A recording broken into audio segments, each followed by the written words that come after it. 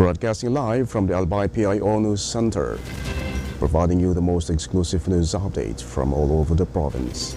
This is 12 o'clock Newsbreak. In the local scene, the Special Drugs Education Center SDEC team, in coordination with the Provincial Social Welfare and Development Office (PSWDO), is set to implement drug prevention programs targeting out-of-school youth and street children in Albay. The program aims to provide preventive and developmental services to protect these vulnerable youth aged 15 to 30 for out-of-school youth and those 18 years and below from abuse and exploitation. The initiative is led by a team composed of representatives from the DILG Albay, DSWD Region 5, YMCA Albay, Legazpi City Host Lions Club, Youth Parliament and Development Organization, TESDA Region 5, Albay Police Provincial Office, and Department of Labor and Employment. Another story, the Committee on Agriculture and Fisheries, chaired by 3rd District Board member Gerardo Palmiano, has reviewed Resolution Number 28, Series of 2024, which was endorsed by the Provincial Agricultural and Fishery Council Albay due to concerns over a lack of budget allocation. The resolution, titled "A Resolution Urging the Local Government Units of Albay to Implement the National Convergence Initiative for Sustainable Rural Development," was approved during the POFC Sectoral Committee meeting on climate change. It is now set to be endorsed to the appropriate committee of the Sangguniang Panlalawigan ng Albay. POFC Chairperson Rene de los Reyes noted during the committee hearing on September 6 that Convergence is an existing initiative that encourages collaboration among local government units to plant trees, particularly mangroves in watershed areas. However, he clarified that the initiative lacks government funding, with its implementation relying on donations. De los Reyes further emphasized that the Convergence has no legal basis. It is not an official program, but an initiative proposed by the Department of Agriculture, Department of Environment and Natural Resources, Department of the Interior and Local Government, and the Department of Agrarian Reform. BM Palmiano raised concerns about these issues, stating that the resolution cannot move forward at this time, and a consultative meeting with the 4 concerned agencies is planned to discuss the matter further. In the national scene, dismissed Bamban Tarlac Mayor Alice Guo, whose real name is Guo Huapeng, stood firm in her statement that no Filipino was involved in her escape. During the Senate Committee hearing on Women and Children, Guo said that she was able to flee the country last July despite having an arrest order issued against her by the upper chamber because of the help of a foreigner. Guo was persistently questioned by the Senate, but continued to claim that there was no Filipino behind her escape, which annoyed Senate President pro tempore Jingo Estrada. It was later on revealed by Estrada that a Chinese national who's a holder of 5 passports aided the dismissed mayor to leave the country.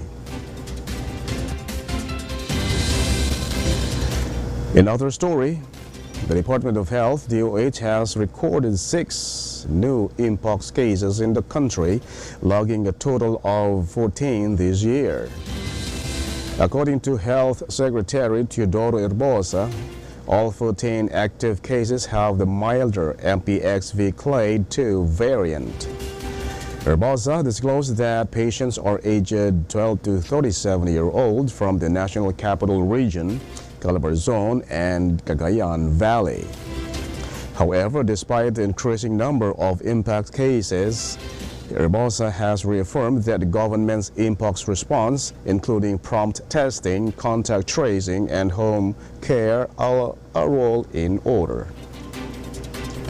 The official also emphasized that the public should have nothing to worry about, noting that the mpox situation in the country is very manageable.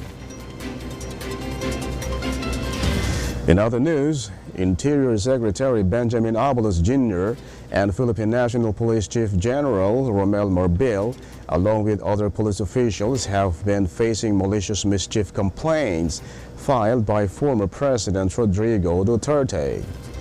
This was after the police dug an underground tunnel inside the Kingdom of Jesus Christ compound in Davao City during their arrest operation against Apollo Kibuloy.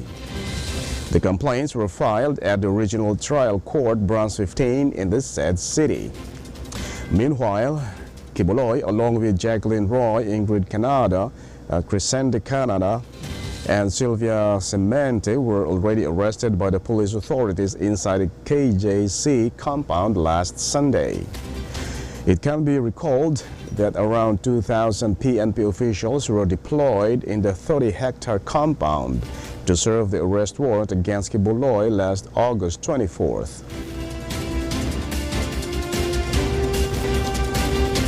And in the news outside the country, China and Russia are set to hold joint military drills this month, as confirmed by China's Defense Ministry. Naval and Air Forces will join in the North Joint 2024 exercises around the Sea of Japan and Sea of Okhotsk off Russia coast. The two countries will hold a joint maritime patrol at the relevant sea areas of the Pacific Ocean, and China will also take part in Russia's Ocean 2024 strategic exercises.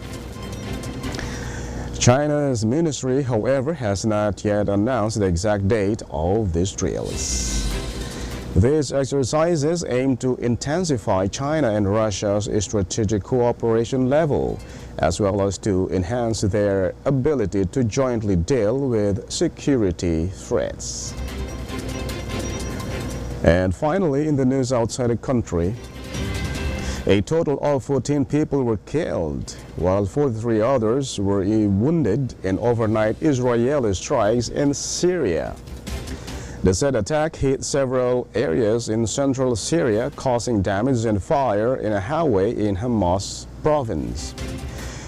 A scientific research center in Masjav, along with other sites where Iranian militias and experts are stationed to develop weapons in Syria, were also targeted. Meanwhile, there was no immediate comment from the Israeli military after the said strikes. And that's all for the 12 o'clock news break, September 10, 2024.